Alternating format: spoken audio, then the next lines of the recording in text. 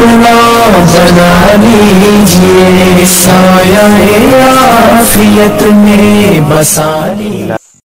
دوستو، آج میں ایک بہت ہی خاص عنوان کے اوپر آپ لوگوں سے مخاطب ہوں۔ مجھے اس بات سے بھی تھوڑی تشویش ہے کہ کئی علماء، خاصاً علماء پاک و ہند، میری اس تبصرے کے اوپر بہت زیادہ تنقید کر سکتے ہیں، لیکن چونکہ میں پہلی عرض یہ کرتا ہوں کہ میں کسی کو ذاتیات کے اوپر تنقید نہیں کرتا۔ ہاں، علمی روشنی میں جو بھی کتابوں میں ہے وہی آپ کے سامنے پیش کروں گا، اور تنقید کرنا علمی طور پر یہ میں سمجھتا ہوں میرا حق ہے۔ اگر آپ سمجھتے ہیں نہیں تو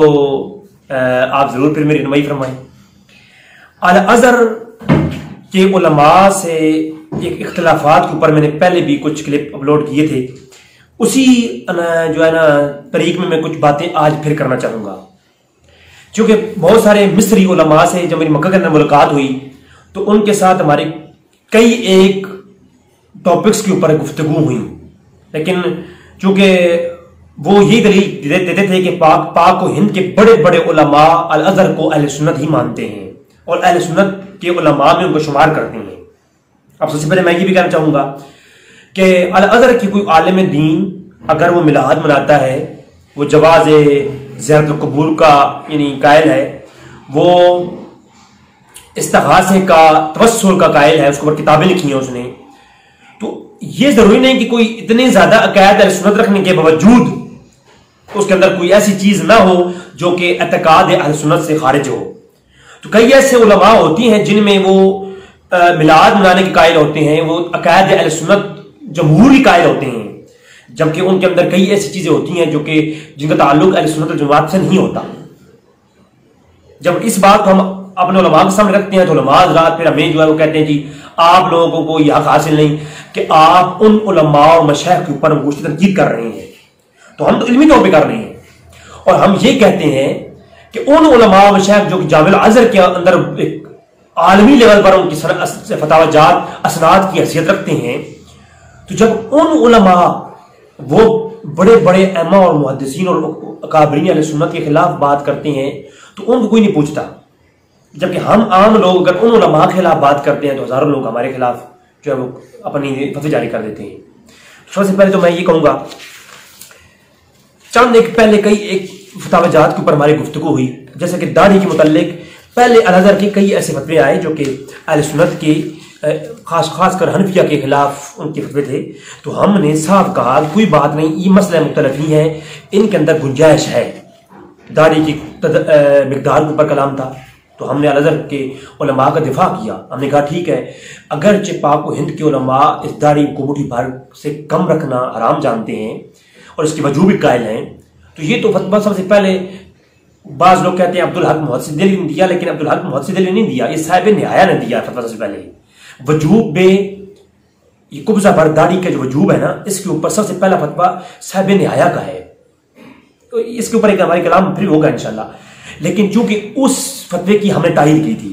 کہ جناب الازہر یونیورسٹی کے علماء نے کہا ہے کہ داڑھی کا وجود واجب ہے، مقدار پہ مختلف ہی ہے، تو ہم اس کے ساتھ ہیں، باقاعدہ ہم نے اس کے اوپر دفاع کیا، اور ہم نے پاکستان کے بڑے بڑے میرے اساتذہ کرام نے میری تنقید کی اسی بات کے اوپر، تو میں نے کہا کہ یہ الازہر کے علماء نے فتویٰ دیا ہے تو اس کے اندر گنجائش ہے اختلاف کی۔ اب چونکہ جو مسئلہ آیا ہے اس کے اندر گنجائش نہیں ہے، ہرگز گنجائش نہیں کسی قسم کی بھی، اور اس کے اوپر ہم جو ہے بالکل میں آج وضاحت کے ساتھ کلام کروں گا۔ سابق جمہوریہ المصریہ شیخ علی الجمعی، یعنی شیخ جمعہ کے نام سے جو مشہور ہے، تو شیخ علی جمعہ نے کچھ فتوے اپنے فتاوی جات کے اندر ان کتابوں کے اندر موجود ہیں جو آپ کے سامنے سکینی پیش کروں گا، اور مفتی شیخ جمعہ کی ہر کتاب PDF کی صورت میں بندہ فقیر آپ کو دے گا۔ میرا نمبر بھی چینل کے اوپر ہے اور میری ویب سائٹ موجود ہے، کچھ کتابیں ویب سائٹ کے اوپر موجود ہیں، کچھ نہیں ہے، جو نہیں ہے وہ واٹس ایپ کے ذریعے تمام کتابیں میں شیخ جمعہ کی بھی، اور جن کتابوں کے حوالہ جات دوں گا وہ میں آپ کو PDF کی صورت میں دے سکتا ہوں۔ تو لہٰذا یہ بات تو نہیں کہ میں جو باتیں کروں گا وہ میں کوئی ہوا میں کروں گا، نہیں، کتابوں کے حوالہ جات دوں گا اور وہ کتابیں میرے پاس موجود ہیں، PDF کی صورت میں دے سکتا ہوں۔ میں یا تو بتا سکتا ہوں یا دے سکتا ہوں، دکھا سکتا ہوں، باقی تنقید کریں جو لوگ کرنا چاہتے ہیں کریں، اور میں عرب کے خلاف بھی نہیں بول رہا، میں چند ایک علماء اور مفتیان کرام کے خلاف بھی نہیں ہوں، ان کی برگاہ میں گزارشات کر رہا ہوں۔ کثیر تعداد میں علماء اور مشائخ پاکستان اور پاک و ہند کے اندر سے الازہر یونیورسٹی کے اندر جاتے ہیں اور وہ اپنے جو ہے نا شوق کے ساتھ اپنے سال الازہری لکھواتے ہیں. اب چونکہ پاکستان کے اندر جو تعلیمات ہیں مدارس کے اندر وہ اس حد کے اس لیول کی نہیں ہے کہ ہر بندہ اتنا بڑا عالم دین بن کے نکلے. جب وہ وہاں جاتا ہے تو پھر ان اعتقاد کا جو الازہر یونیورسٹی کے اندر رائج ہے یا الازہر کے اندر جو رائج ہیں تو جو شیخ علی جمعہ جیسے علماء اور مفتیان کرام کے فتوے ہیں ان کا قائل ہو جاتا ہے اور ان کی اتباع میں لگ جاتا ہے. اور جب پاکستان اور ہندوستان میں واپس لوٹ کے آتا ہے تو اس کی اعتقاد میں خارجیت داخل ہو چکی ہوتی ہے. اب بعض لوگ کہتے ہیں جی وہ تو میلاد مناتے ہیں، وہ اہل سنت کے عقیدت مندوں کی قائل ہیں. بھائی صرف یہ دو چیزیں دیکھ لیں تو اس کا مطلب یہ نہیں کہ وہ جو اہل سنت میں سے ہیں. تو اگر ان کے کوئی بڑے اصولوں میں سے کوئی خلاف ورزی کر رہے ہیں اہل سنت کی تو وہ اہل سنت سے خارج ہو جائیں گے. وہ انشاءاللہ آپ کے سامنے آج میں وضاحت رکھوں گا. تو بعض علماء خصوصاً الازہر یونیورسٹی کے جو اساتذہ کرام ہیں اور خاص کر یہ علی جمعہ صاحب ہیں جن کا پورا فتویٰ پوری دنیا کے اندر ایک سند کی حیثیت رکھتا ہے،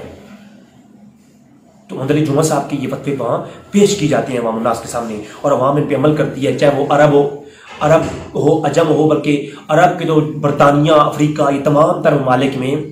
خاص کر ان علماء کے فتوے بطور سند مانے جاتے ہیں. تو سب سے پہلے فتویٰ دیا گیا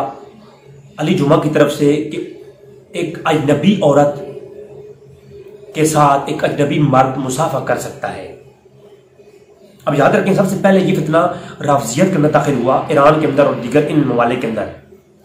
جنہوں نے یہ کہا کہ گھر کے اندر عورت شارٹس پہن کر یعنی ناف کے اوپر والا حصہ خاص عورت اس کو اوپر پردے میں کر لے اور زیر ناف خاص شرمگاہ والی جگہ وہ جو ہے اس کو بھی پابند کر لے، اس کے اوپر پردہ کر لے. باقی رانے گھٹنے اور ناف والا حصہ اور باقی جسم سارے جو ہے ننگا بھی رہے. تو باپ کے سامنے، بھائی کے سامنے اور گھر کے افراد، بہن کے جو ہے وہ ہسبینڈ کے سامنے اور دیگر ان رشتہ داروں کے جو گھر کے ممبران ہوتے ہیں ان کے سامنے عورت جا سکتی ہے اپنا جسم کھول کے. یعنی جو عورت کے خاص حصے ہیں ان کو شارٹس پہن کر کے سمپل عورت جو ہے اپنے گھر والوں کے سامنے کھلی گھر میں گھوم سکتی ہے، اپنے بھائیوں کے سامنے، باپ کے سامنے. سب سے پہلے یہ فتویٰ ایران سے جاری ہوا، کتابوں میں موجود ہے اور اس کے اوپر میں ویڈیوز بھی ہیں، وہ ایک رد رافضیت کے اوپر کام کروں گا تو میں لاؤں گا. اور اسی طرح کا فتویٰ اہل سنت کے اندر داخل کرنے کی کوشش کی گئی الازہر سے. الازہر کے علماء نے یہ فتویٰ جاری کیا، چاہے جائے کہ وہ اس طرح کا نہیں ہے لیکن اس کے اندر اہل سنت کے اصولوں کی خلاف ورزی کرتے ہوئے یہ مباح اور جائز قرار دیا گیا کہ ایک اجنبی عورت کے ساتھ اجنبی مرد مصافحہ کر سکتا ہے، یہ فتویٰ جاری کیا. اس کے علاوہ بھی کئی ایک فتوے ہیں شیعہ کے متعلق، یہ ان کا بیان الفتاویٰ ہے جناب شیخ علی الجمعہ کا البیان الفتاویٰ. یہ بیان الفتاویٰ آپ مجھ سے دونوں کی دونوں جلدیں لے سکتے ہیں، ٹھیک ہے. یہ کوئی کئی نئی بات نہیں ہے، یہ عوام میں نہیں پھینک رہا، آپ مجھ سے لے سکتے ہیں PDF صورت میں لیں، بلکہ میں ایک ہفتے کے اندر یہ آپ میری ویب سائٹ RaziBhaiyaOnline.com کے اوپر یہ کتابیں اپلوڈ ہو جائیں گی، کیونکہ میرے بیان کے بعد پھر میرے دوست احباب اس کو اپلوڈ کرتے ہیں. اچھا، تو اب جو ہے صحیح العقیدہ لوگ ہمارے جو صدر نو انسل جو ہے علماء جو یہاں سے الازہر پڑھنے جاتے ہیں وہ ان کے اعتقاد میلاد اور علم الغیب اور توسل کے عقائد دے کر کے ان کو سنی سمجھتے ہیں اور ان کے باقی جو فتوے ہیں ان کو بھی صحیح مان لیتے ہیں اور پھر فتنے کے اندر شکار ہو جاتے ہیں. تو اس طرح جو ہمارے جو علماء ہیں انہوں نے اس کے اوپر کافی تحقیق کی ہے. السابق الجمہوریہ مصری شیخ علی الجمعی جو ہیں انہوں نے ان کی دو جو منظر عام پہ کتابیں ہیں اور ایک وہ جو خدا نخواستہ میں یہ کہوں گا کہ ایک فتنہ ہے، میں کسی حد تک یہ کہہ سکتا ہوں، مجھے اس کا حق ہے، ٹھیک ہے. اور وہ اس لیے کہ اس کے اندر ایسی کچھ چیزیں ہیں تو یورپ کی تمام تر وہ جو سوچ ہے، فکر ہے، اس کو داخل کیا جا رہا ہے مسلمانوں کے اندر. اب محمد علی جمعہ نے یہ غیر محرم یعنی ایک اجنبی عورت کے ساتھ ہاتھ ملانے کو مباح اور جائز قرار دے دیا اور پھر فتویٰ دیتے ہوئے ساتھ میں یہ بھی کہا کہ اب یہ ویڈیوز بھی ہیں ان کی، آپ یوٹیوب پہ جائیں، اس کے بارے میں ان کی ویڈیو بھی ہے صرف لکھی ہوئی بات نہیں، ویڈیو بھی ہے۔ اور باقی تو جہاں شیعہ کا غلبہ ہے، یعنی ایران ہو گیا یا دیگر ممالک، ان میں تو وہ کہتے ہیں ہاتھ دور کی بات ہے، اگر اپنے جسم کو کھلا چھوڑ کر بھی نا اپنے گھر میں جو افراد ہوتے ہیں تو ان کے سامنے، دیور کے سامنے، ان کے سامنے جا سکتی ہے، آ سکتی ہے، کوئی ایشو نہیں ہے اس کے اندر۔ تو خیر اس کے اندر الگ کلام ہے ہمارا، لیکن یہ اب اہل سنت کی بات ہو رہی ہے یہاں پر۔ حقیقت یہ ہے کہ اہل سنت جماعت کا ہمیشہ عقیدہ رہا ہے، کوئی شیخ، کوئی استاذ اپنی طالبہ کے ہاتھ پر، اپنی طالبہ کے سر پر ہاتھ رکھے، یا اس کو بوسہ دے، یا اس کا ہاتھ اپنے ہاتھ میں لے، یہ مصافحہ کرے، یہ ہرگز جائز نہیں، یہ ناجائز ہے، یہ درست نہیں، یہ عقیدہ اہل سنت ہے۔ اس کے اوپر میں آگے دلائل بھی دوں گا۔ اور یہ بھی یاد رکھیں کہ ہم اہل سنت جماعت کے ہاں آج کل تو یہ بدعقیدگی اتنی پھیل چکی ہے کہ ہم لوگ پرواہ نہیں کرتے، جبکہ ہم اہل سنت کے ہاں ائمہ اربعہ سے انحراف، سواد اعظم سے انحراف ہے، اور اہل سنت سے خروج ہے، کہ جو ائمہ اربعہ کے اصول فقہ کی روشنی سے نکل کر کے اپنا اجتہاد الگ سے کرے، منفرد اجتہاد کرے، وہ اہل سنت سے خارج ہے، وہ اہل سنت نہیں ہے، اور وہ سواد اعظم سے بھی اس کا اختلاف ہے، وہ سواد اعظم کی جماعت سے بھی خارج ہے، ٹھیک ہے۔ یعنی ائمہ اربعہ کے فتوے سے انحراف، سواد اعظم سے انحراف ہے، بلکہ علماء نے حرام اور پھر اس کے مباح کرنے والے کو کافر تک کہا ہے، وہ ادھر میں نہیں جا رہا، صرف میں آپ کو سمجھا رہا ہوں تاکہ سنیوں کا عقیدہ بچ سکے، سنی جو ہے اپنے عقیدے کو بچا سکے۔ علی جمعہ نے اپنی ایک کتاب جس کے اندر بہت ظلم کیا، وہ ہے مشتدون، تشدد کے متعلق، یہ کس معاملوں میں تشدد کیا گیا ہے، نام سے جناب کتاب لکھی علی جمعہ نے، اس کے مقدمے میں بھی یہ اصول لکھا اپنا، جو کہ الازہر کا جدید اصول ہے۔ ہم الازہر کی توہین نہیں کرتے، یاد رکھیے، الازہر کو ہم شریف کہتے ہیں، ہم الازہر کی میں توہین نہیں کر رہا، اللہ مجھے معاف فرمائے، مجھے صرف ایک عالم دین سے اختلاف ہے جس کے فتوے الازہر کے اکابرین اور سلف الصالحین کے بھی اگینسٹ ہیں۔ تو میں آج جدید الازہر کا منہج بیان کر رہا ہوں، جو آج کے الازہری ہیں وہ حقیقت میں اہل سنت سے خارج ہے۔ بس صاف سی بات کر رہا ہوں، کسی کو برا لگے جیل میں ڈال سکتے ہیں، ہتھکڑیاں لگا سکتے ہیں، جو آپ لوگ کر سکتے ہیں وہی آپ کر سکتے ہیں، جرمانے ڈال سکتے ہیں، بس آپ اس کے علاوہ کچھ نہیں کر سکتے۔ تو میں تو یہاں پر بھی کہتا ہوں، میں جب کئی ایک مسائل سب لوگ جانتے ہیں کہ یہ گفتگو کا پس منظر کیا ہے، یہ سب جانتے ہیں، تو میں وہ بھی کہتا ہوں، میں کہتا ہوں عدالت کے اندر ہی پیڑ لگاؤ، عدالت کے اندر ہی بٹھاؤ بیان کو، وہاں پر ہی ہم بات کریں گے، دکھائیں گے ہم آپ کو، ٹرانسلیٹر بٹھاؤ درمیان میں، ادھر عربی علماء بٹھا لو، مجھے اتنی عربی نہیں آتی تو ٹرانسلیٹر بٹھاؤ درمیان میں، ٹرانسلیٹ کریں ہماری گفتگو کو، ہم دکھائیں گے آپ کو کہ اہل سنت کا منہج کیا ہے اور الازہر یونیورسٹی کے اندر کیا پڑھایا جاتا ہے۔ اور اس کی ضرورت کیوں پیش آئی؟ چونکہ اس وقت مصر کے اندر کیونکہ کچھ چیزیں ایسی عام ہوتی جا رہی ہیں، عورتوں مردوں کے اخلاق، تو اس وجہ سے اب اس چیز کے اندر کچھ جواز کا طریقہ تو ہونا چاہیے تھا نا پھر، تو وہ طریقہ یہ نکالا ہے۔ اب سب سے پہلے میں یہ کہوں گا کہ الازہر کے علماء، خاص کر شیخ علی جمعہ کا جو مشتدون کے اندر اور اپنی یہ جو انہوں نے لکھا ہے اپنی بیان، فتاوی البیان کے اندر فتوی دیا ہے، سب سے پہلے تو اس کے اندر میں یہ اعتراض پیش کروں گا کہ اس کے فتاویوں کے اندر ہی، دونوں کتابوں کے اندر واضح طور پر جو ہے ائمہ اربعہ سے انحراف لکھا ہوا ہے۔ یہ لکھی ہوئی باتیں بتا رہا ہوں، ان کے بیان کی بات نہیں بتا رہا، کیونکہ لکھی ہوئی بات میں کتاب پیش کروں گا، آپ خود دیکھیں۔ اب آپ دیکھیں الازہر کا جدید منہج یہ ہے کہ آپ کو میں پہلی بات یہ کہتا چلوں کہ فتاوی بیان اٹھا لیں آپ علی جمعہ کا،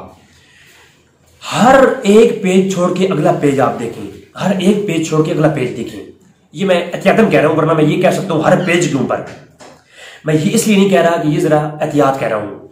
ہر پیج کے اوپر نہیں، ہر ایک پیج چھوڑ کے اگلے پیج کے اوپر آپ دیکھیں تو شیخ الاسلام ابن تیمیہ رحمہ اللہ لکھا ہوا ہے، جبکہ اسی فتاوے کے اندر انہوں نے بطور حجت ابن تیمیہ کو پیش کیا اور ساتھ میں علامہ سبکی کو بھی پیش کیا ہے۔ تو میں یہ عرض کروں گا، جہاں علی جمعہ امام سبکی کو سبکی رحمہ اللہ کہہ رہے ہیں، وہاں ابن تیمیہ کو بھی رحمہ اللہ کہہ رہے ہیں، حالانکہ امام سبکی وہ ہیں جنہوں نے ابن تیمیہ کو کافر کہا ہے، اور جمہور اہل سنت کے نزدیک ابن تیمیہ اہل سنت نہیں ہے، خارجی ہے اور ناسبی ہے، اور حتیٰ کہ اس کے اوپر میرا کلپ موجود ہے، آپ امام ابن تیمیہ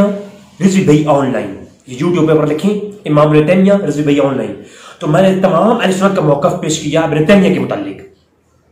تو جمہور کے نزدیک تو ابن تیمیہ ہے ہی جو ہے وہ بد مذہب، اور پورا فتاوی کے اندر بطور حجت ابن تیمیہ کو پیش کیا گیا۔ پہلا اہل سنت کا تو یہ اعتراض ہی ہے، اس کو حل کرنا پڑے گا۔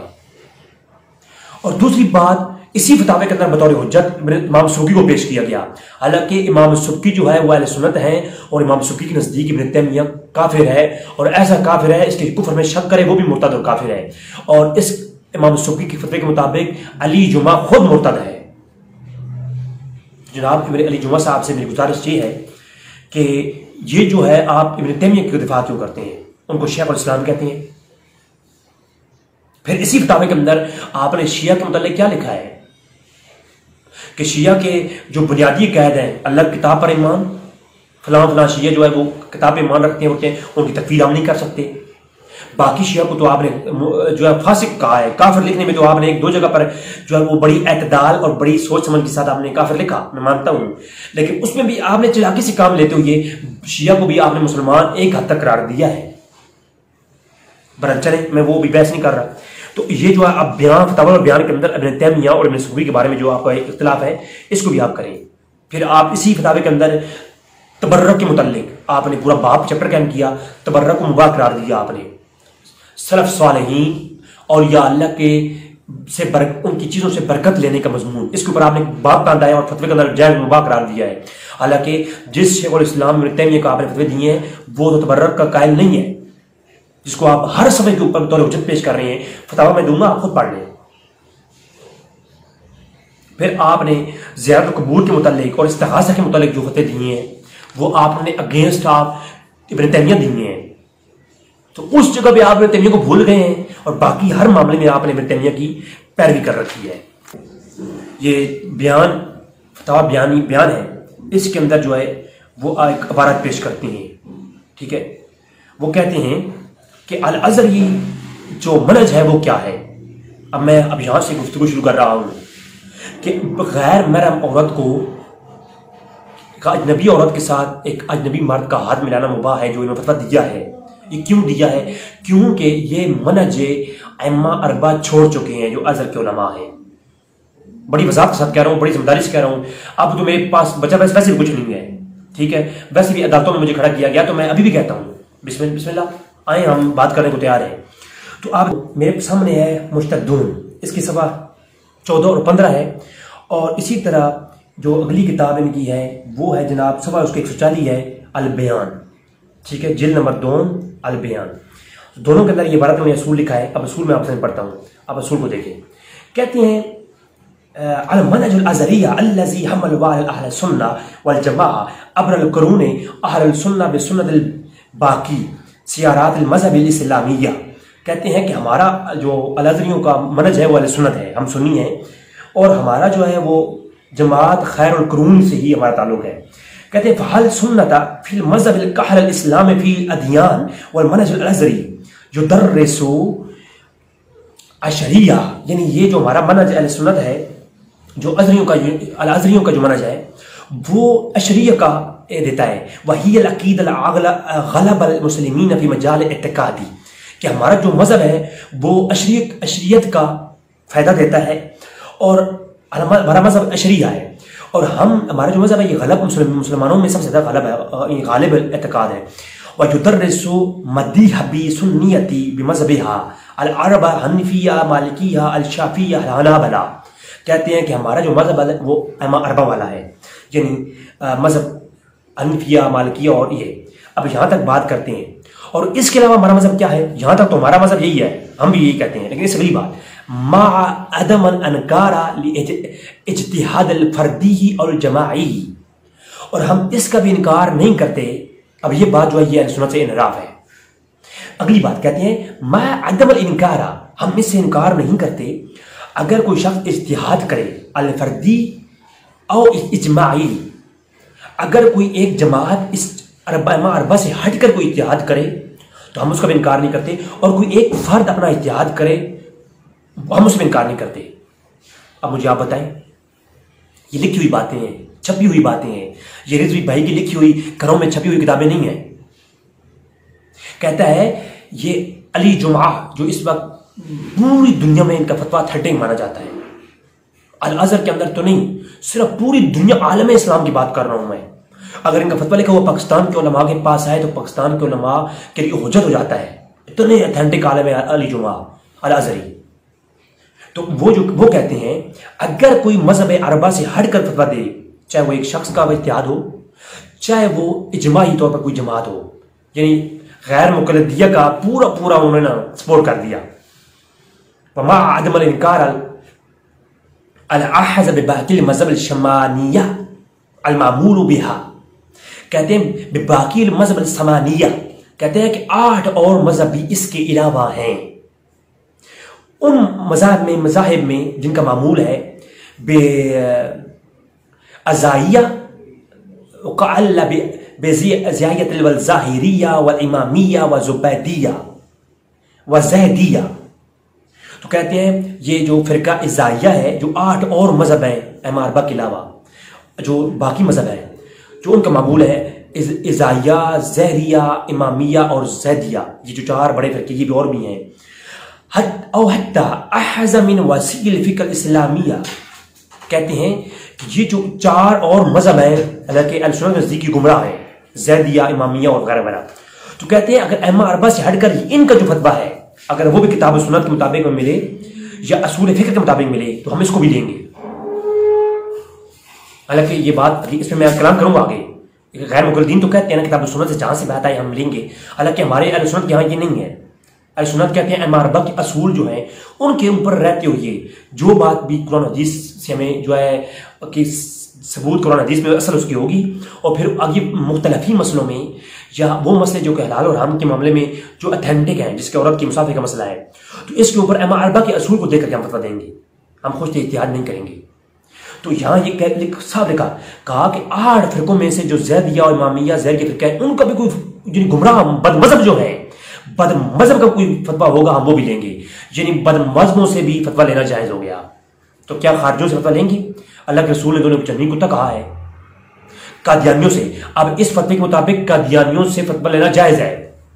چیلنج کرتا ہوں میں، چیلنج ہے میرا، آؤ بیٹھو میرے سامنے. یہ جو میں نے پچھلی بات کی تھی نا الازہر کے علماء کے بارے میں بڑی محبت کے ساتھ، تو مجھے پاکستان اور ہندوستان کے جو لوگوں نے کہا نا، تو ان سے میں کہہ رہا ہوں آپ ہی آ جائیں میرے سامنے، آئیں بسم اللہ. میں دکھاتا ہوں کہ ان کے اصولوں کے تحت قادیانی جو قرآن حدیث سے باتیں حرف کر رہے ہیں وہ استدلال اور اجتہاد لینا جائز ہے. اگر ائمہ اربعہ کے اصولوں سے ہٹیں گے نا تو قادیانی کا اتحاد لینا جائز ہے بالکل. اس کے اوپر پھر آپ کلام نہیں کر پائیں گے کسی اصول کے تحت بھی، کیونکہ اس کا اتحاد کی ماخذ کیا ہے؟ کتاب السنہ. جی کتاب السنہ ہے. بسم اللہ آئے، بسم اللہ نا آئے. اچھا کہتا ہے من خرج هذا الثمانية في المذهب المنقول في كتب الفقه وهي تربو على 80 مذهبا او حتى احز من الكتاب السنة بجلائم حاجات العصر ومصالح المصر وبما يلائم ان تلاقوا في هذا العالم الذي حولنا. اللہ اکبر. اب کہتے ہیں ان 4 ائمہ اربعہ کے علاوہ کوئی فتویٰ ہو وہ بھی، اور اس کے علاوہ 8 گمراہ فرقوں سے بھی کوئی ہو وہ بھی. اور پھر کہتی ہیں یہ حنبلی، شافعی، ائمہ اربعہ کے جو 4 مذہب ہیں یہ، اور جو باقی 8 ہیں وہ، ان کے آگے سب کیٹیگریز میں بہت سارے فرقے ہیں جن کی تعداد کتنی ہے؟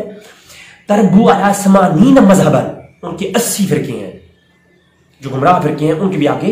80 فرقے اور ہیں. تو کہتے ہیں او حی احزن من الکتاب السنہ، اور وہ ان کے جو مسائل ہیں کتاب السنہ سے، بما یلائم الحاجات العصر، ان کے وہ فتوے جو کتاب السنہ سے اخذ کیے ہیں وہ گمراہ فرقوں کے 80 فرقے جو ہیں انہوں نے. تو وہ آج کے زمانے کے اندر دیکھا جائے گا، آج کے زمانے کی خواہشات کو مد نظر رکھتے ہوئے اور آج کے زمانے کے معاملات و معمولات کو مد نظر رکھتے ہوئے، تو وہ مصالح المصر، اور مصر کے اندر معمولات جو ہیں ان کو دیکھتے ہوئے، تو اگر ان گمراہ فرقوں کے مذہب میں بھی کوئی ایسا فتویٰ ہے جو قرآن و سنت کے تحت ہے تو ہم کیا کریں گے؟ الانطلاق فی ھذا العالم الذی حولنا، ہم ان کو پورے عالم کے اندر جاری و ساری کریں گے. انا للہ و انا الیہ راجعون. وہ کوئی جو بدمذہبوں کے 80 فرقے ہیں وہ بھی کوئی فتویٰ دیں، یعنی کہ قدیانی فتویٰ دے، اور قدیانی کا فتویٰ جیسے قدیانی کہتا ہے کہ شراب پی لو اس مقدار میں جو جائز ہے، وہ میں قدیانیوں کی بات نہیں کر رہا ابھی، اور قدیانی کہتا ہے زنا تو ایک سرور والی چیز ہے، تو وہ میری وہ بحث نہیں ہے، تو وہ جو ہے جائز ہے پھر جو کتاب سنت سے ہوتے ہیں۔ پھر اس طرح قدریہ ہیں وہ بھی کتاب سنت سے اخذ کرتے ہیں، معتزلی ہیں جو ماترید، باقی جتنی بھی آپ دیکھیں آگے جو نظامیہ ہیں، پھر شیعہ ہیں وہ بھی قرآن سنت لیتے ہیں سارے مذہب، شیعہ کا ہر مسئلہ قرآن سنت کے سے اخذ شدہ ہے، لیکن اتحاد کے اصولوں کے تحت نہیں ہے، اس لیے ان کا اتحاد اور باطل ہے منفارق۔ تو یہ جو قیاس کرتے ہیں، اتحاد کرتے ہیں فرقے باطلہ جو ائمہ اربعہ کے اصولوں سے ہٹ کر کے، وہ کیا ہے؟ وہ گمراہ ہے۔ اب ائمہ اربعہ کا اصول کیا ہے اس کے اوپر تھوڑی سی میں بات کرنا چاہوں گا پہلے، تاکہ پھر اس طرف میں آتا ہوں۔ علامہ طحاوی، اب یہ چیز سمجھنے کی ہے، یہ تمام لوگ سمجھ لیں پہلے اس چیز کو۔ علامہ طحاوی کہتے ہیں، یہ جو انہوں نے رد المختار کا در مختار کا حاشیہ لکھا ہے نا، طحاوی بہت مشہور ہے، علامہ طحاوی کا حاشیہ در مختار، تو اس کی جلد نمبر 453 میں کہتے ہیں کہ جو مذہب اربعہ سے حنفی، مالکی اور حنبلی اور شافعی سے جو ہے وہ انحراف کرے اور ان کے اگینسٹ چل کے فتویٰ دے، وہ من بدعۃ والنار، کہ وہ بدعتی ہے اور جہنمی ہے۔ یہ کس کا فتویٰ ہے؟ علامہ طحاوی کا فتویٰ ہے۔ پھر شاہ ولی اللہ محدث کو ہر غیر مقلدین فتاوی برائے خواتین و لباس کے مقدمے میں لکھا ہوا ہے کہ پاک و ہند کے اندر پہلا امام اور پہلا ترجمان شاہ ولی اللہ ہے۔ تو شاہ ولی اللہ کو سبھی مانتے ہیں نا، جو بندی وہابی شاہ صاحب مانتے ہیں، تو انہوں نے عقد الجید و تقلید کے متعلق جو کتاب لکھی، بہت مشہور اور بلند کتاب ہے، مجھ سے آپ لے سکتے ہیں۔ اس کے اندر لکھتے ہیں کہ ائمہ اربعہ سے انحراف بدعت ہے، ائمہ اربعہ سے انحراف کیا ہے؟ بدعت ہے۔ اور پھر کہتے ہیں اگرچہ زیدیہ، امامیہ اور اس طرح کی گمراہ فرقوں نے اپنی فقہ نکال لی ہے، اصول وضع کیے ہیں، مگر وہ تو خود اہل بدعت ہیں، تو اہل بدعت کی کوئی فتویٰ قابل قبول نہیں ہوتا۔ اور پھر وہ جو ہے وہ حدیث نقل کی کہ جس نے سواد اعظم سے حضور نے فرمایا، جس نے سواد اعظم سے انحراف کیا وہ ہم میں سے نہیں، وہ حدیث لے کر کہتے ہیں کہ ائمہ اربعہ کی اتباع سواد اعظم کی اتباع ہے، اور ائمہ اربعہ سے انحراف سواد اعظم سے خارج خروج ہونا ہے۔ یہ شاہ ولی اللہ محدث دہلوی ہیں۔ پھر ابن نجیم الحنفی المصری 970 ہجری میں گزرے ہیں۔ ابن نجیم کی آپ رسالہ نجیم پڑھتے ہیں، رسالہ نجیم جو کہ ان کی ملفوظات کے اوپر حنفیوں کے ہاں اتھینٹک ہیں، یہ پاک و ہند کے علماء ہے دیوبند اور بریلویوں کے ہاں اتھینٹک ہیں یہ۔ تو وہ اپنی اشباع و نظائر، اب یاد رکھیں، وہ ایک بھائی کو میں نے جب مکہ کے اندر ہماری ملاقات ہوئی تو اشباع و نظائر میں نے پیش کی وہاں کی لائبریری سے نکال کے، تو وہ کہتے ہیں یہ تو امام سیوطی کی کتاب ہے، تو میں نے کہا امام سیوطی کی بھی کتاب اسی نام سے ہے، وہ اور ہے، اور یہ بھی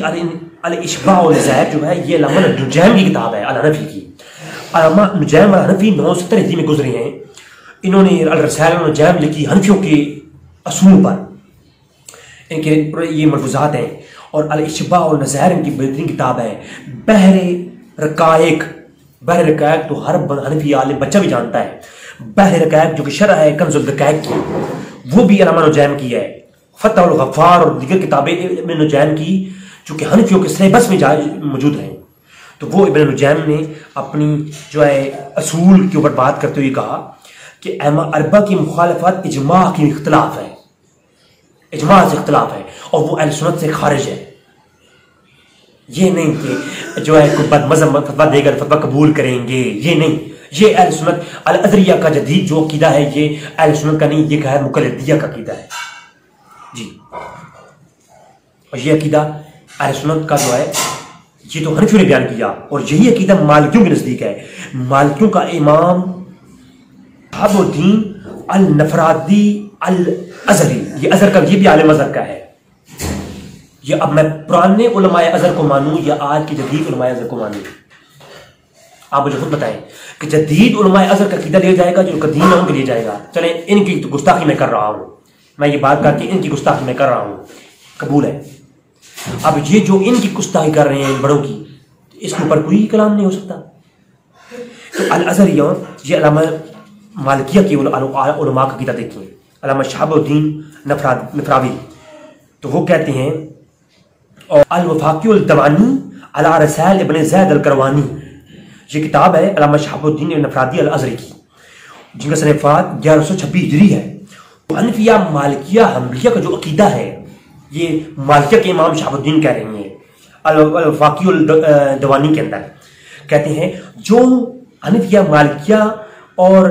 شافعیہ حنبلیہ کا مذہب ہے، اس کے علاوہ تقلید کرنا حرام ہے، کسی کی اتحاد تقلید کرنا حرام ہے، چاہے وہ زیدیہ ہوں امامیہ ہوں، اور ان کے اتحاد سے انحراف اہل سنت سے انحراف ہے۔ یہ ہے مالکیہ کا نظریہ، حنفیہ اور مالکیہ کا نظریہ سامنے آ گیا۔ پھر اسی طرح بحر محیط علامہ بدر الدین زرکشی، اب علامہ زرکشی کا نام کون نہیں جانتا، وہ کیا کہتے ہیں؟ کہتے ہیں ائمہ اربعہ حق ہیں اور ان کے خلاف ہرگز جائز نہیں کہ کوئی بندہ بھی فتویٰ دے۔ اب میں یہ صرف عبارات کے ترجمے پڑھ رہا ہوں، اگر عبارات پیش کروں گا تو یہ کلپ 34 منٹ کا ہو گیا ہے، 35 منٹ کا، تو یہ پھر 2 گھنٹے کا کلپ ہوگا، کیونکہ اصل موضوع بھی باقی ہے، ابھی میں صرف مقدمہ پیش کر رہا ہوں۔ پھر یہ تو ہو گیا مالکیہ حنفیہ کا عقیدہ۔ اب مالکیہ حنفیہ اور جو ہے یہ حنبلیہ کا جو ہے وہ عقیدہ سامنے آ گیا۔ اب عقیدہ آتا ہے شافعیوں کا، امام جلال الدین سیوطی اشباح النظائر، وہی والی کتاب جو ابن نجیم کی کتاب ہے اشباح النظائر، اسی نام سے انہوں نے کتاب لکھی۔ شافعی عالم ہے امام سیوطی، 911 ہجری سے وفات ہے آپ کا۔ تو وہ علامہ سبکی کے حوالے سے لکھتے ہیں کہ علامہ سبکی کہتے ہیں جو ائمہ اربعہ کی مخالفت کرے وہ اجماع کا منکر ہے، وہ اجماع کا منکر ہے۔ پھر طویل کلام کیا، میں اس کو چھوڑ رہا ہوں۔ پھر علامہ علوی ابن ثقاف المکی، شافعی عالم ہے، فتح المعین کا حاشیہ لکھتے ہوئے کہتے ہیں، حاشیہ فتح المعین علامہ ابن ثقاف المکی، عرب کے اندر، ابھی میں سعودی عرب کے اندر موجود ہوں، یہ یہاں سے ایزیلی مل جاتا ہے۔ اربعہ اس امت میں ائمہ اربعہ کی مخالفت بالکل ناجائز ہے، یہ لکھتے ہیں امام علامہ ابن ثقاف المکی۔ اور یہ بالکل شروع میں جو ہے نا فتح المعین کے حاشیے کے شروع میں انہوں نے یہ چیز لکھ دی ہے۔ اچھا، یہ تو اب میں نے اصول بتایا کہ جو کیا کرے، جو ان سے انحراف کرے وہ کون ہے، وہ جو ہے اہل سنت سے خارج ہے۔ اب دوستو، اب آپ خود بتائیں کہ اہل سنت سے خارج ہوئیے کہ نہ ہوئیے اس اصول کے تحت، کیونکہ علامہ یہ جو ہیں الازہری ہیں علی جمعہ، وہ تو کہتے ہیں کہ بدمزموں سے کوئی فتویٰ لے یا کوئی بندہ ائمہ اربعہ سے ہٹ کر بھی اپنا احتیاط کرے فردی طور پر تب بھی وہ قبول ہے۔ اور پھر اپنی مذہب کے مطابق اب دیکھیں نا، اب اسی وجہ سے دیکھیں اب اگر حالات ایسے ہیں کہ عورتیں جو ہے وہ آؤٹ آف کنٹریز میں، پاکستان اور ہندوستان کے علاوہ عورتیں ہاف لباس پہنتی ہیں، وہ تو عام روٹین میں یورپ کے اندر آپ دیکھیں، برطانیہ میں دیکھیں، وہ گھوم رہی ہوتی ہیں جسم ننگا لے کر کے۔ اب اس سارے ایک دور حاضر کے معاملات کو دیکھ کر کے تو اس کے اوپر انہوں نے یہ اصول بنا دیا کہ دور حاضر کو دیکھ کر کے اگر کسی بات مذہب کا عقیدے پر کوئی جو ہے وہ قرآن و سنت سے دلائل موجود ہیں وہ لے لیے جائیں۔ اس طرح تو آج ہاتھ ملانے کو جائز کہا ہے، کل کہیں گے جی جو ہے عورت چاہتی ہے ہاتھ ملانا تو اس کا اگر ہاتھ نہیں ملائیں گے تو وہ دل دکھتا ہے اس بیچاری کا، تو عورت کا دل ٹوٹ جائے گا۔ تو جناب کل کہیں گے کہ عورت جو ہے وہ حگ کرنے کو اس کا دل کرتا ہے، تو عورت جو ہے وہ اس کو جسم، اب یورپ کے اندر تو سینے لگاتے ہیں بوائے فرینڈ جو گرل فرینڈ ملتی ہیں، تو کل جناب المصریز یہ نیا فتویٰ دیں گے کہ عورت چونکہ اس کا دل دکھ جائے گا اس لیے ان کو سینے آپس میں جو ہے گلے لگنے کی اجازت دی جائے۔ تو گلے لگنے کے بعد پھر کہا جائے گا جی فرینچ کس کی اجازت دے دی جائے، کیونکہ فرینچ کس تو کوئی چھپ کے تو نہیں کرتے، وہ زہر ہی کر رہے ہیں لوگ، تو زہر میں جب ملتے ہوئے کس کر لیں تو اس میں کیا حرج ہے، ہونٹوں میں آ جائیں گے۔ تو پھر کچھ عرصے کے بعد کیا دیں گے جی کوئی بات نہیں، جب اتنا کچھ ہے تو جب لڑکی لڑکا راضی تو کیا کرے گا قاضی۔ تو پھر یہ اسلام کے اندر ایک فتنے کے علاوہ کچھ بھی نہیں ہے۔ یہ اسلام کے اصولوں کو نہ چھوڑا جائے، اسلام کے جو بیسک اصول ہیں ان سے آپ فروعی مسائل کے اندر بے شک گنجائش ہے چیزوں کی۔ ہم خود، میں داڑھی کے متعلق خود کلام نہیں کر چکا، حنفیہ مالکیہ کے اگینسٹ کلام کر چکا ہوں، تو آپ پھر وہ کہتے ہیں تو وہ اصول جہاں پر فروعی مسائل میں جہاں گنجائش موجود ہو وہاں ہم بھی کہتے ہیں، لیکن اس کا مطلب ہرگز یہ نہیں آپ اصول دین کو ہی بدل ڈالیں۔ تو لہٰذا یہ چیز بھی ہو گئی۔ تو اب جو ہے غیر مقلدیوں کو پروموٹ کرنے کے لیے انہوں نے یہ بھی فتوے اس طرح کے اپنی کتابوں میں لکھ دیے۔ اب اجنبی عورت کا مصافحہ کرنے کے متعلق میں اگر عبارات پڑھوں گا اور اہل سنت کی اور حدیث کی طرف جاؤں گا تو چیپٹر کے چیپٹر حدیثوں کے متعلق ہیں کہ عورت کو ہاتھ لگانے کا کیسا ہے، اس کے بارے میں اللہ کے رسول نے کیا فرمایا، کہاں کہاں اللہ کے رسول کے سامنے عورتیں آئیں اور رسول نے ان سے ہاتھ نہیں ملایا. وہ تمام تر باتیں اگر بخاری مسلم اور دیگر کتب سے پیش کروں گا ایک طویل بحث ہو جائے گی. میں مختصراً اختصار قرآن اور حدیث کی چند ایک اختصار اور برکت کے لیے پیش کرنا چاہوں گا. سورہ نور کے اندر آیت نمبر 30 میں اللہ نے شاید فرمایا کہ آپ اے نبی آپ مسلمانوں سے کہہ دیں کہ وہ اپنی نگاہوں کو نیچے رکھیں اور شرمگاہوں کی حفاظت کریں، یہ ان کے لیے بہت پاکیزہ عمل ہے، بہت پاکیزہ ہے. تو اس میں اس آیت کے اوپر شافعیہ نے مطلقاً حکم جاری کیا کہ عورت کو جو ہے وہ چھونا ہاتھ ملانا جب دیکھنا مطلقاً دیکھنا ہی حرام ہے. اس آیت سے شافعیہ نے اور مالکیہ نے اس کی آیت کے اوپر مطلقاً حکم جاری کیا کہ عورت کو دیکھنا کسی مرد کا اور کسی مرد کا عورت کو دیکھنا، یہ دونوں طرف سے، عورت کو مرد کو دیکھنا، غیر اجنبی مرد کو دیکھنا، اور کسی اجنبیہ عورت کا اجنبی مرد کو دیکھنا اور کسی مرد کا عورت کو دیکھنا، یہ مطلقاً حرام ہے، دیکھنا حرام ہے. تو کہا جب دیکھنا حرام ہے تو ہاتھ ملانے کا تو جواز نہیں ہے. یہ مالکی اور شافعی کا عقیدہ ہے اس آیت کے تحت. میں آگے چل کے حوالات دوں گا، میں وہاں میں تو الحمدللہ چھوڑتے ہی نہیں ہوں نا. آپ بف کر رہے ہیں، میں اب لڈو جو باندھوں گا نا، پہلے لڈو میٹھے تھے، اب لڈو میں تھوڑا نا میں لیمو ملاؤں گا تاکہ تھوڑا ذائقہ رہے منہ میں،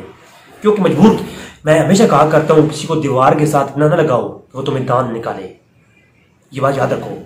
میں ایک اتحاد کے اوپر بات کام کر رہا ہوں، لیکن اگر ایسا کام کیا جائے گا تو یاد رکھو ذہ موت اگر دینی ہے تو دے دو، کوئی ایسے ایشو نہیں. لیکن اپنے اعتقاد اہل سنت کو ہم بیان کریں گے تو ڈنکے کی چوٹ پہ بیان کریں گے. یہ جو ہم جو پیار والے ہم موڈ کے ساتھ بیان کرتے ہیں، یہ اس کے علاوہ بھی ہمارے پاس ہمارے بزرگوں نے ہمیں جلالی اور جمالی دونوں جو ہے اپنی چیزیں کٹی میں پلائی ہیں. ہمارے علماء مشائخ اور اکابرین اہل سنت اسلاف صالحین نے ہمیں عقائد اہل سنت کا دفاع کرنے کے دو طریقے بتائے ہیں، جمالی بھی اور جلالی بھی. جلالی اور جمالی دونوں پر ہمیں عبور حاصل ہے.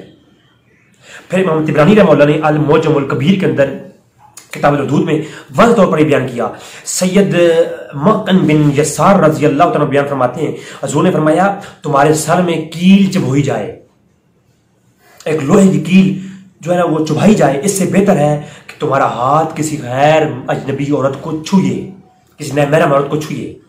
تو کسی غیر محرم کو ہاتھ لگانا حضور کی حدیث کی اور قرآن کی آیت کی روشنی میں مطلقاً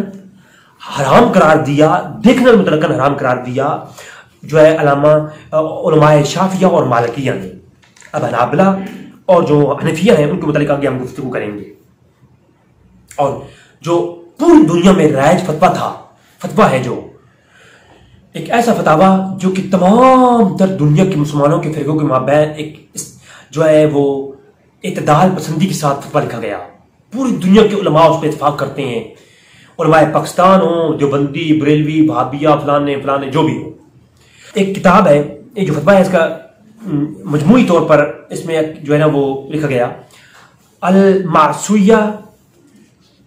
الفقیہ الکویتیہ. آپ دیکھیں گے یہ پورا فتویٰ 45 جلدوں پر مشتمل اردو ترجمہ، 45 جلدوں میں مشتمل اردو ترجمہ یہ بندہ فقیر آپ کو دینے کو تیار ہے. انگلش عربی میں موجود ہے، عربی میں بھی. کویت میں جو عربی میں چھپا ہوا ہے اس کی 34 جلدیں ہیں. یہ کویت کی حکومت نے چھپوایا ہے. پوری دنیا میں اہل سنت کے یہاں حجت مانے جاتے ہیں یہ فتوے جو اجماعی طور پر لکھے گئے ہیں. کہ اس کی 45 جلدیں اردو کے اندر مشتمل فتویٰ جات المعصویہ الفقیہ الکویتیہ. ٹھیک ہے، تو یہ المعصویہ جو وزارت امور کویت کی طرف سے شائع ہوئی ہے، اس کے اندر صفحہ جو جلد 29 صفحہ 296 عربی کی جو ہے اس کے اندر بھی، اور میں آپ کو یہ اردو والی ترجمہ پڑھ کے سناتا ہوں. کہتے ہیں لا خلاف بین الفقہاء فی عدم الجواز المس الاجنبیتی وقفها فإن كان لا يمنع الشهوة یعنی واضح لفظوں میں کہا لا خلاف بین الفقہاء ہے، اما اربع کے نزدیک، فقہا کے نزدیک اس میں کوئی اختلاف نہیں فی عدم الجواز مسئلہ اجنبیت، کسی اجنبی عورت کو کسی مرد کا ہاتھ لگانا، چھونا، ہاتھ ملانا، یا کسی اجنبی مرد کا کسی عورت کو ہاتھ ملانا یہ مطلقاً حرام ہے. اس پر کسی فقہا کا کوئی قول نہیں ہے، اس میں کوئی بھی جو ہے اختلاف نہیں ہے. فالمسل اجنبیت. اور پھر کہا فَإِنَّ كَانَ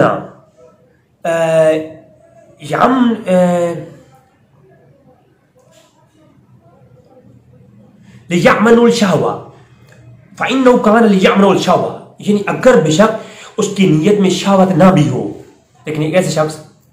ایسا آدمی جس کے اندر شہوت نہ ہو، یعنی کسی عورت کو ہاتھ ملانے میں کوئی فیلنگز نہ ہو الٹی سیدھی، پھر بھی اگر وہ ہاتھ ملاتا ہے تب بھی نہیں، جائز نہیں ہے. یہ آج کے پیر، یہ ان کے لیے دعوت فکر دے رہا ہوں بڑی معذرت کے ساتھ، یہ آج کے وہ مولوی دیوبندیہ، غیر مقلدیہ، بریلویہ اور علماء سنیہ، جتنے بھی یہ کہتے ہیں مناجیہ اور تیر القادریہ اور عربیہ، المصریہ، الازریہ،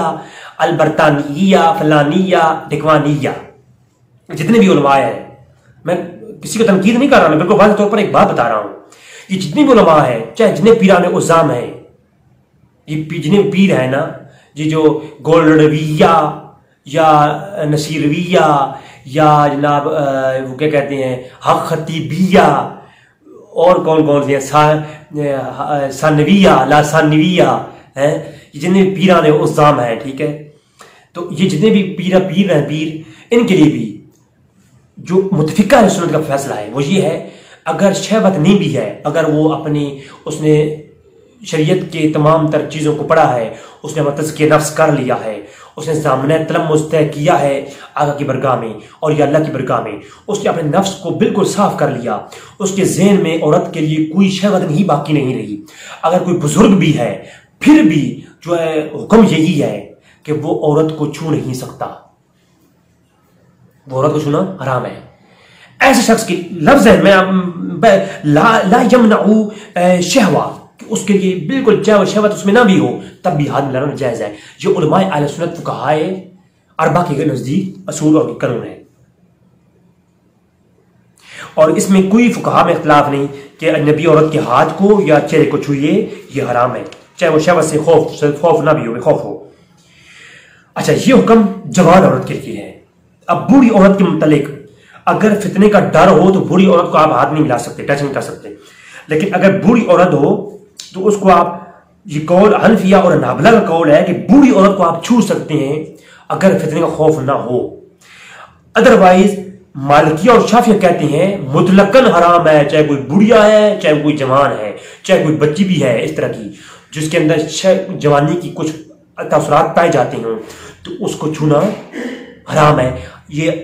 مالکیہ اور شافعیہ کے نزدیک، آگے میں دلائل دوں گا. جبکہ حنفیہ اور حنابلہ کے نزدیک بری عورت آپ اگر فتنے کا ڈر نہ ہو تو چھو سکتے ہیں.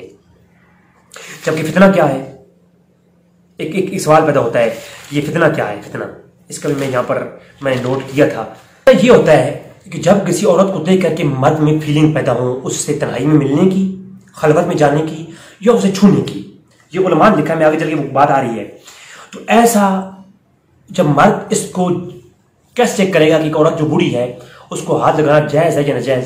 تو اس کا پیمانہ علماء نے یہ بتایا، آگے میں بتاؤں گا، بیان کروں گا حوالے کے ساتھ، کہ کسی عورت کو دیکھ کر کے، بوڑھی عورت کو دیکھ کر کے، جوان کو نہیں، جوان کے ساتھ تو بالکل چاہے کچھ بھی ہو وہ حرام ہے، لیکن اگر کوئی جوان عورت نہ ہو، بوڑھی عورت ہو، تو فتنے کا ڈر نہ ہو تو حنفیہ کے نزدیک اور حنابلہ کے نزدیک چھونا جائز ہے. لیکن فتنے کا ڈر نہ ہو، اور فتنہ کیا ہے اس کا بھی جو ہے نا حنابلہ نے اس کا اصول بتایا ہے کہ مرد کو دیکھ کر کے اگر بوڑھی عورت کے متعلق کوئی فیلنگ پیدا ہو رہی ہے یا اسے خلوت میں جانے، اس کو لے جانے کا دل کرے یا اس کو چھونے کا دل کرے، تو پھر اس عورت جو بوڑھی ہے اس کو بھی ہاتھ لگانا منع ہے. ٹھیک ہے. اب شافعیہ کے جو اصحاب ترجیح ہیں، شافعیہ کے نزدیک اصحاب ترجیح میں دو بڑے نام آتے ہیں. ایک علامہ رفاعی اور دوسرے امام شرف النووی رحمہ اللہ. لیکن یاد رکھیں جو اتھینٹک اور دلیل سمجھ جاتے ہیں شافعیہ کے نزدیک وہ امام شرف النووی ہیں. ان کی منہاج الطالبین جو کہ بہت ہی معروف الزمانہ کتاب ہے، اس کے اندر وہ کیا کہتے ہیں کتاب النکاح میں، یہ شافعیوں کا قانون بتانے لگا ہوں، شافعیوں کے نزدیک کیا حکم ہے عورت کو چھونے کے متعلق. امام نووی 676 ہجری وفات ہے. آپ کہتے ہیں کتاب النکاح میں بالغ مرد کا عورت کو دیکھنا حرام ہے۔ اور آیت پیش کرتے ہیں سورہ نور کی آیت 30 اور المعجم الکبیر کی جو المعجم الکبیر کی جو کتاب کی المعجم الکبیر کی روایتیں ہیں وہ اس پہ جو ہے وہ دلیل پیش کرتے ہیں اس کی کہ المعجم الکبیر کی دلیلیں پیش کرتے ہیں اور وہ حدیث لانے کے بعد یہ تحقیق کر کہتے ہیں کہ ہم شفاف کا قانون یہ ہے کسی بھی نامحرم نوجوان عورت کو بالغ عورت کو چھونا حرام ہے، ٹھیک ہے۔ اس طرح چہرے کو یا دلی کو دیکھنا بھی حرام ہے،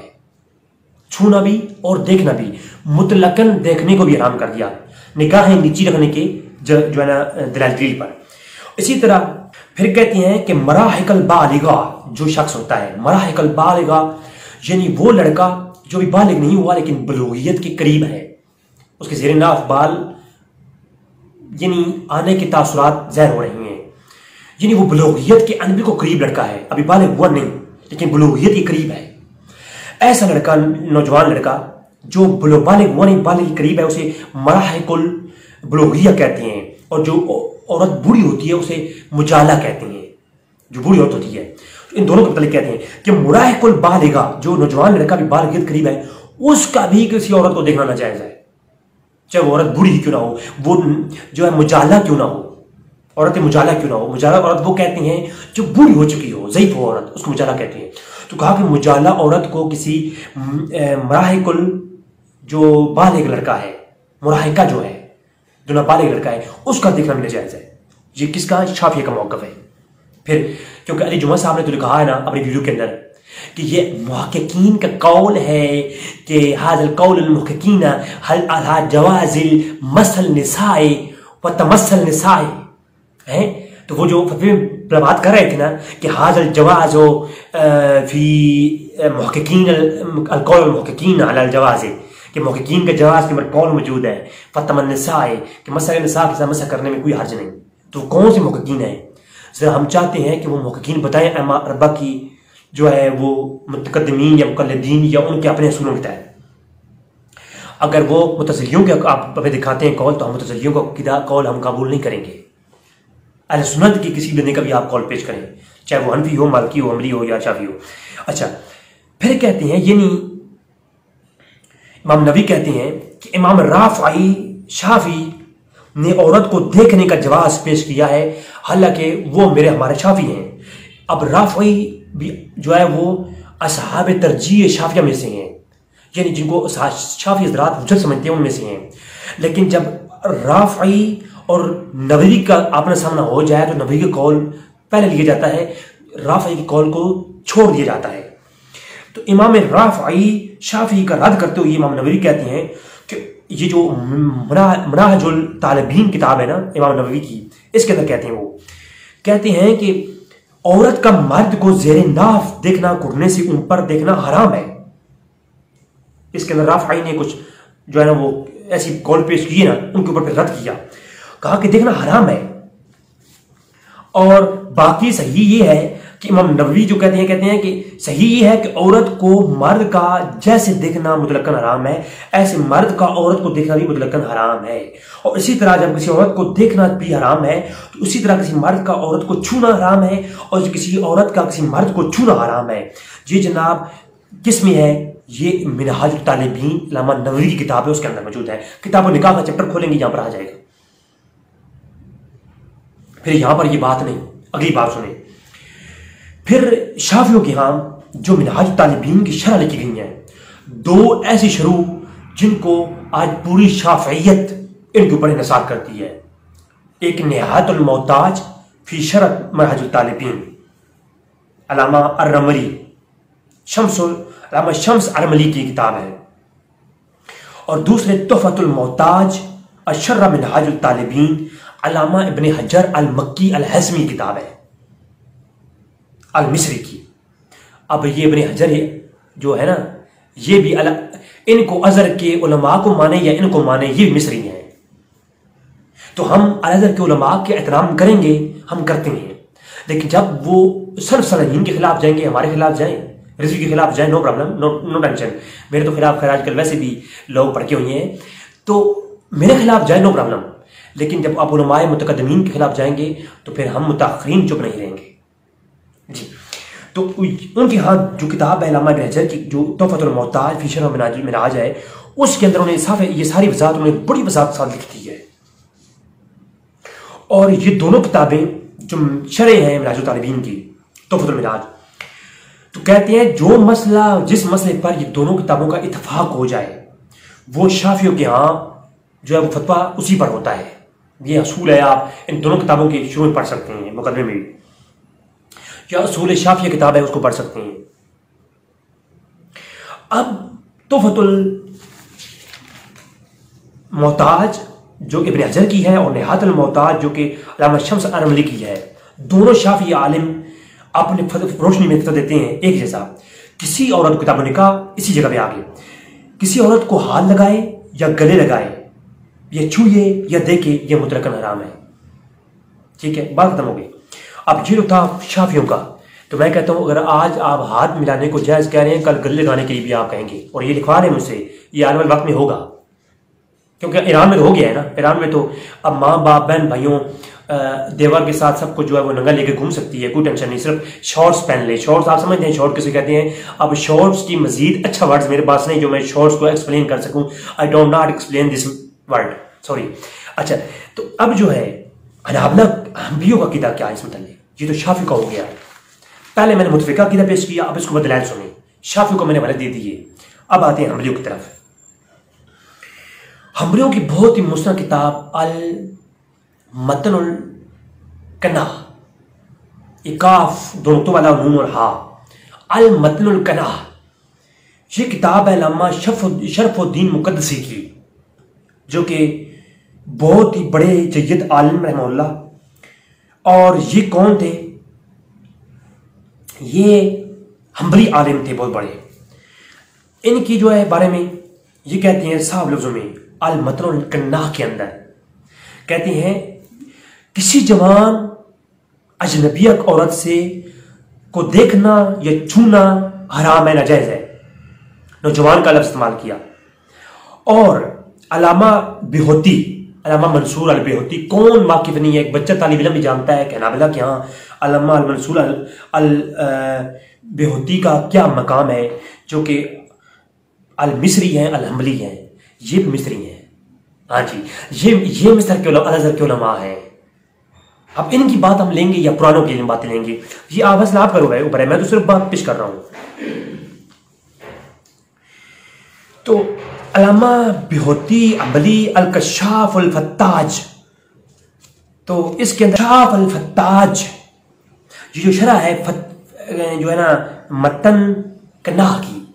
متن کناح کی شرح لکھی علامہ بہوتی نے، جو کہ علامہ مقدسی کتاب متن کناح کی شرح لکھی ہے علامہ بہوتی نے، جس کا نام ہے کشاف الافتاح۔ یہ ساری کتابیں پی ڈی ایف سٹور میں جو میں پہلے کہہ چکا ہوں، کتابیں ساری مجھ سے لیں پی ڈی ایف سٹور میں، یہ پی ڈی ایف میں دے سکتا ہوں، میں اتنا ہی کر سکتا ہوں، یہ ہے عربی میں، یہ عربی میں ہے، باقی جو پچھلی کتابیں تھیں وہ اردو ترجمہ مل جائے گا۔ تو یہ جلد نمبر 2 میں صفحہ کتاب النکاح کے تحت کہتے ہیں مصافہ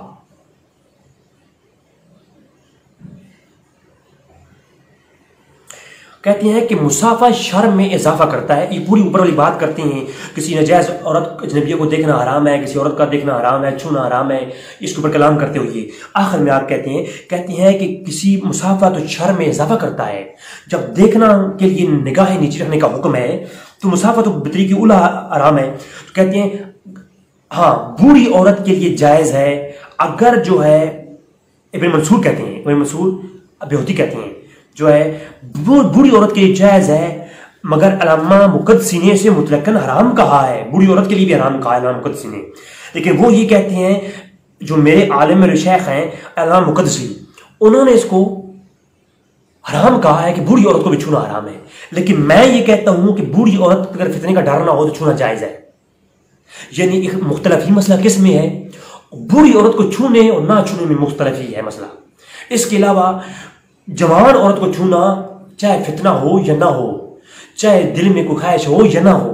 مطلقاً اجماعی طور پر حرام ہے، اور جو اجماع کا انکار کرے اس کو آپ کو پتہ ہے کیا ہے۔ اور ایک اور بات میں آپ کو مزے کی بتاؤں، بچہ جانتا ہے کہ حنابلہ نے دیکھیں علامہ مقدسی نے صاحب لکھا کہ علامہ مقدسی نے کہا کہ حاذا مکروہ، لفظ مکروہ استعمال کیا،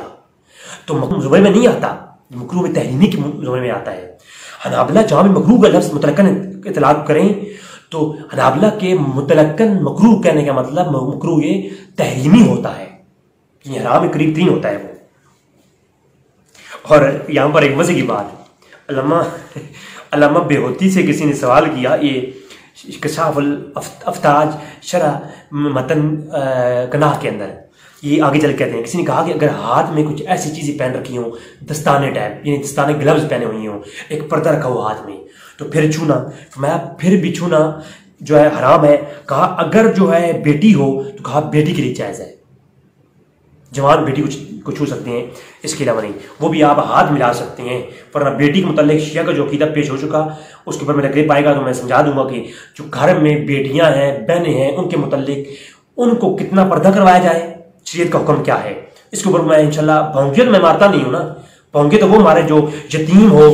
یہ ان لوگوں کی طرح جو کالے کر کے مجھے جو ہے نا اس طرح کی گفتگو میں ایسا کرتے ہیں۔ اب آتے ہیں حنابلہ ہو گئے، حنبلی بھی ہو گئے،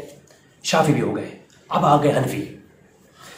حنفیوں کے ہاں ایک میں کیونکہ میں خود حنفی ہوں لہٰذا حنفیوں کے ہاں تو اس پہ اتنا کلام ہے، فتویٰ عالمگیر دیکھو، رد المختار، فتاوی شامی، دیکھتے جاؤ آپ، ایک بڑی بڑی کتابیں، حتیٰ کہ جو درس نظامی پڑھائی جانے والی چھوٹی چھوٹی کتابیں ہیں، قانون شریعت وغیرہ یا کام شریعت وغیرہ، ان کے اندر بھی چیزیں موجود ہیں تفصیل کے ساتھ۔ میں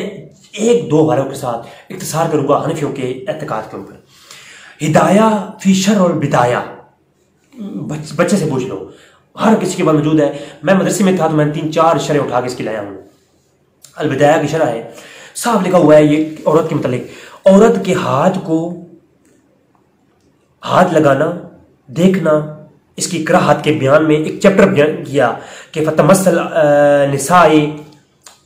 باللمس کے متعلق کراہت کے بیان میں ایک پورا یہ چیپٹر قائم کیا اس بارے میں کہ عورت کو چہرے کو چھونا، ہاتھ کو چھونا، اس متعلق بیان ایک پورا چیپٹر ہے، ایک ہیڈ لائن ہے فتاوی ہدایہ کے اندر۔ کہتے ہیں جائز نہیں کہ مرد کے لیے کہ اجنبی عورت کی ہتھیلی کو چھوئے، چہرے کو چھوئے، بے شک وہ شہوت سے پاک ہی کیوں نہ ہو۔ یہ پیروں کے لیے میرا دعوت فکر ہے، یہ ان لوگوں کے لیے، ان سارے کرام جو مدرسوں میں جو عورتوں کے مدارس بنائے ہوئے ہیں، یہ خاص کر میں علماء دیوبند سے مخاطب ہوں کیونکہ دیوبندی عورتوں کے مدارس کی جو دیوبندیوں کی کئی عورتیں چلا رہی ہیں مدارس، تو وہ ٹھیک ہے، میں یہ نہیں کہتا، وہ تعلیمات ٹھیک ہیں، لیکن وہ جو کہ بڑے بڑے جو ہے نا یہ بلنڈری لوگ جو ہیں، انہوں نے اپنے جو عورتوں کے مدارس بنائے ہوئے ہیں بچیوں کے، اور وہ جو ہے بچوں کی جو ملاد آج سامنے آ رہے ہیں، تو ان کے لیے گزارش ہے کہ عورت اور بچی جو طالبہ ہے آپ کی، اس کے سر پہ ہاتھ رکھنا ناجائز ہے۔ بے شک آپ استاذ ہیں، بے شک آپ کے دل میں ان کے لیے کوئی ایسی بات نہیں ہے، وہ بچی ہیں آپ کی جگہ، اگر وہ بالغ ہیں اور وہ بچی بھی ہیں، آپ کی عمر 60 سال ہے، اس کی عمر 18 سال ہے، تب بھی آپ کے لیے وہ جائز نہیں کہ آپ اس کے سر پہ ہاتھ رکھیں، یہ فتویٰ حنفیہ کے نزدیک۔ مگر ایسی عورت، اگلی بات، اب حنفیوں کے ہاں چونکہ تھوڑی نرمی ہے، یہ عوام کے لیے تھوڑا آسانی پیدا کرنے والی فقہ ہے، تو اس کے لیے یہاں پر لکھا مگر ایسی عورت جو کہ بوڑھی ہو، فتنے کا ڈر نہ ہو، ایسی عورت جو بوڑھی ہو، اس کا فتنے کا ڈر نہ ہو، تو اس کے لیے باضرورت مباح ہے۔ یعنی ایسی عورت جو بوڑھی ہو، اگر اس کے لیے فتنے کا ڈر نہ ہو تو مباح ہے۔ تو فتنے کی تعریف میں کر چکا پہلے، فتنے کی تعریف یہ ہے کہ جس عورت کی طرف کسی مرد کا نفس ملائم نہ ہو، خلوت اختیار کرنے کی خواہش نہ رکھتا ہو، ٹھیک ہے، ایسی عورت ہو۔ اب چلتے ہیں مالکیہ کے نزدیک، شیخ احمد درید المالکی رحمۃ اللہ تعالی علیہ، شیخ درید المالکی جنہوں نے شرح الصغیر لکھی ہے، ٹھیک ہے، شرح الصغیر، درید المالکی شرح الصغیر جلد نمبر 460 پہ لکھتے ہیں، اور اس شرح صغیر کے اوپر جو کہ علامہ درید کی کتاب ہے المالکی کی، اس کا مالکی عالم علامہ ساوی مالکی انہوں نے حاشیہ لکھا ہے، تو علامہ ساوی مالکی حاشیے کے اندر بھی یہ تصریحات پیش کرتے ہیں، اور شرح صغیر کے اندر علامہ درید المالکی بھی یہ لکھتے ہیں کہ علامہ ساوی کا جو حاشیہ ہے اس کے اندر بھی، اور شافعیوں کی بہترین کتاب الاصل المدارک و ارشاد الصادق فی مذہب الامام المالک، ٹھیک ہے، تو یہ کتاب اور شرح صغیر کے اندر، تمام کتابوں کے اندر، اور حاشیہ ساوی کے اندر بھی یہ 3 حوالے دے رہا ہوں، ان کے اندر صاف حساب موجود ہے، جلد نمبر 3 صفحہ 370 کے اوپر، اور شرح صغیر کے اندر بھی علامہ درائد مالکی الصابی کہتے ہیں کہ ولا یجوز مصاحبۃ لرجل المراتی ولو متاجلہ، کہتے ہیں کہ جو متاجلہ عورت ہے اس کے ساتھ، اس کو چھوڑ کر کے باقی جو عورت ہے اور مرد ہے، ولا یجوز، یہ جائز نہیں، مصاحبہ کرنا لرجل کسی مرد کا، والمرأة کسی عورت کے ساتھ، اور کسی عورت کا کسی مرد کے ساتھ، ولو متجالہ، جو متجالہ یعنی وہ عورت جو بوڑھی ہو، اس کے علاوہ باقی لوگ آپس میں کرنے کا یہ کوئی نہیں ہے۔ اور اگر فتنے کا ڈر ہو تو متجالہ کے ساتھ بھی مصاحبہ کرنا ناجائز ہے، لیکن فتنے کا ڈر نہ ہو تو متجالہ کے ساتھ مصاحبہ کرنے میں کوئی حرج نہیں ہے۔ ایک بوڑھی عورت کے ساتھ مصاحبہ میں اختلاف ہے، باقی تو آپ اماربہ کی میں نے تصریحات پیش کر دی، یہ واضح طور پر سامنے آ چکا کہ یہ حنفیہ کا عقیدہ نہیں ہے، یہ اماربہ کا عقیدہ نہیں ہے۔ یہ جو آج کل کے مصر کے الازہری کے علماء عقیدے پڑھا رہے ہیں، یہ غیر مقلدیہ خارجیہ کے عقیدے ہیں، یہ عقیدہ ہرگز اہل سنت والجماعت کا نہیں ہے۔ لہٰذا یہ گزارش کروں گا ان لوگوں سے جو کچھ حضرات مکہ میں مجھ سے ملے، انہوں نے میرے سامنے اس پہ گفتگو کرنا شروع کر دی کہ آپ الازہر کے علماء کے خلاف کیوں بولتے ہیں۔ ہم الازہر کے علماء کے سب کے خلاف نہیں ہیں، ہم الازہر کے علماء کی چند ایک اعتقاد کے مجھ سے مخالفت رکھتے ہیں، جو کہ اعتقاد اماربہ سے انحراف ہے، اور ہم یہ کہتے ہیں جو اس کا انحراف کرے وہ اہل سنت سے خارج ہے۔ میں نہیں کہتا، یہ عقائد اہل سنت کے اصولوں میں سے ہے۔ دعائیں رب تعالیٰ میری بات سمجھنے کی توفیق عطا فرمائے، باقی کوئی ٹینشن نہیں، بس آپ سب علمی گفتگو کرنی ہے، ہم حاضر ہیں، باقی سب رستے آپ کے لیے کھلے ہیں، آپ جو چاہے کر سکتے ہیں۔ السلام علیکم ورحمۃ اللہ وبرکاتہ۔